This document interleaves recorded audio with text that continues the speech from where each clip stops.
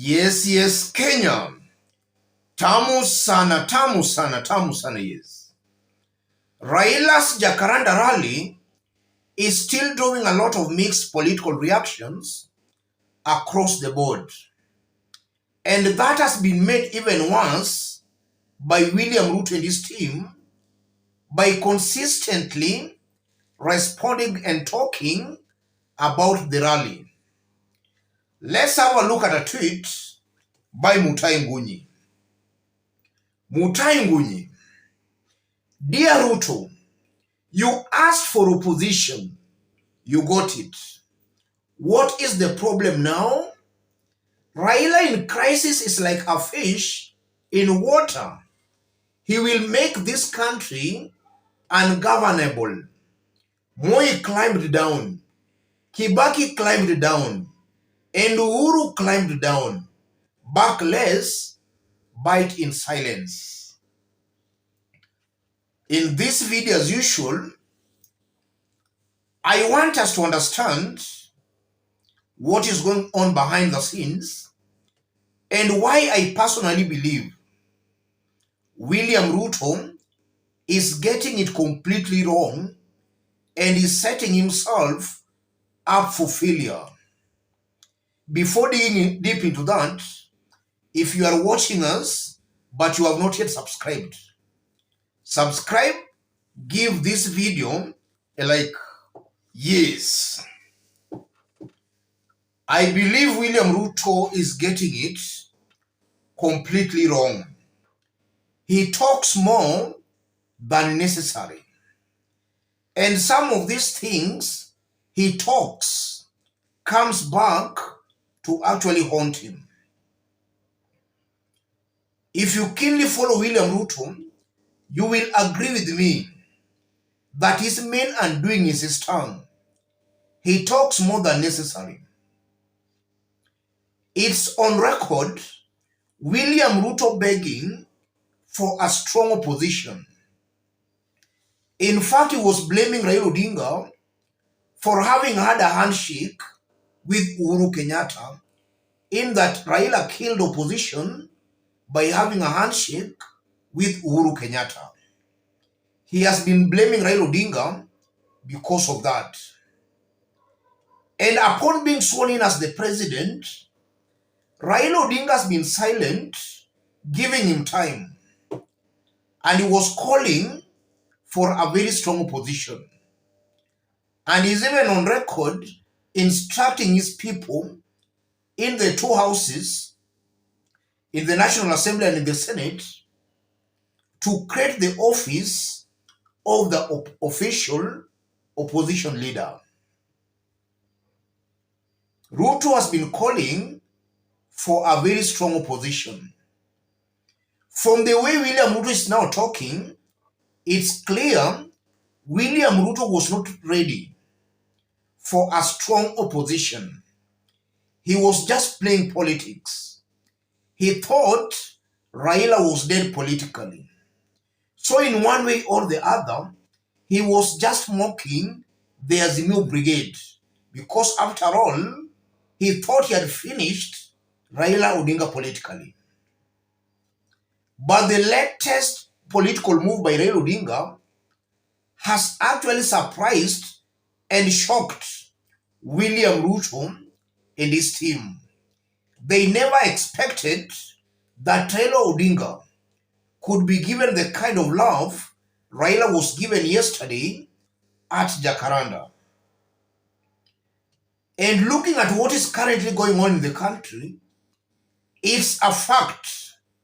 Raila's popularity is growing at the expense of William Ruto's dwindling popularity. And I know William Ruto has realized that, and that's why he's clearly panicking. He's seeing Raila rising as his popularity declines. That's why he's actually panicking. So to start it off, his tongue is his main undoing. He talks more than necessary. I believe that a leader in the stature of William Samoei Ruto should talk less Yes, he should talk less, not the way he's doing. Secondly, if you look at Raila Odinga and then you look at William Ruto, William Ruto thrives more on propaganda. He thrives more on propaganda.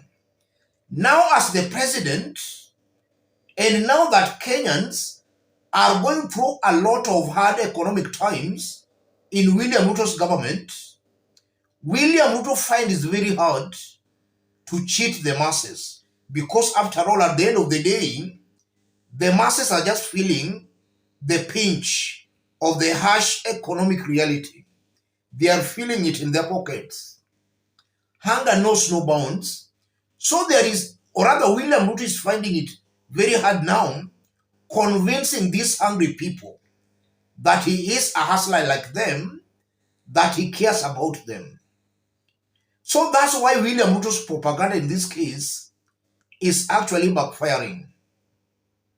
He can't convince a hungry hustler that he cares about him.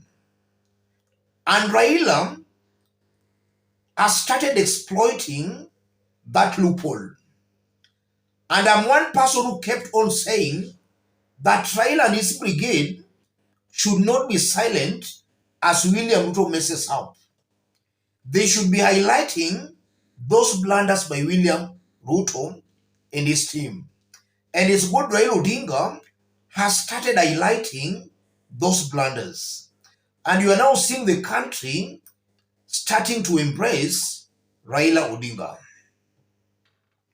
So as William Ruto's propaganda fails or rather backfires, Raila is exploiting that opportunity and is actually winning the war against William Samoei Ruto. And now for William Ruto actually to also be taken seriously, he should not be issuing empty threats. Every now and then, empty threats. I believe that's a blunder William Ruto is making. Just as Mutahi is trying to say, Mutahi Ngunyi is saying, he should bark less but bite in silence. In that Kenyans should just see things happening. Somebody calling himself a president or a government should not just be there threatening. And in fact, Rigathi shot himself on the foot by saying Achiwe Raila, Adil na Raila. Yes, that was a threat that was never actualized. A threat regarding Gachagua and William Ruto knows they are not able and cannot actualize that kind of a threat. It is not just possible because as it is right now in Kenya, William Ruto's government is very unstable. And is very unstable because the government itself is actually not addressing the economic situation, the harsh economic situation in the country. The government is not addressing that. The people are hungry, or rather are very angry with the government. So William Ruto, in fact, he cannot actually go ahead and open a new battle with Raila Odinga. And when I talk about battle, dealing with Raila Odinga, as Rigathi was trying to say, in fact, it can backfire very badly on them. And I'm saying that because yesterday, looking at what transpired at JACARANDA grounds, assuming Raila Odinga could have issued an order for those thousands of people to storm State House, I'm very sure the government could have not handled that. The government could have not handled that. Even with their guns, they could have surrendered. Because you cannot kill those thousands of people. So I'm seeing a very high possibility where William Ruto will be forced to make peace with Raila Amolo Odinga. And in this case, I know Raila is not stupid to get into a handshake with a government that is clearly not performing. The only thing I'm seeing here ni kuheshimiana.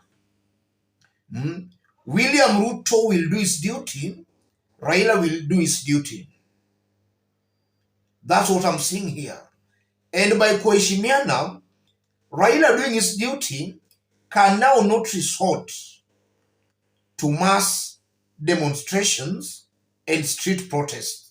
I'm seeing a Raila who most likely, in the event they get a truce, or rather there is a political truce with William Ruto, I'm seeing a Raila Odinga who will just continue with these countrywide rallies attacking the government, but the rallies most likely will not turn into demonstrations and goods boycotts. Because from the look of things, looking into the future, the rallies will degenerate into street protests and goods boycotts. Let me stop it there, ladies and gentlemen. Just as I did indicate when we were starting, if you are watching us but you have not yet subscribed, subscribe, give this video a like. And to our fans and subscribers here, I'm very much humble, very grateful for the kind of support you are giving me here. God bless you. God bless Kenya. Any other person who wants to support our forum, I've pinned my number on the comment section. Let's meet in our next analysis.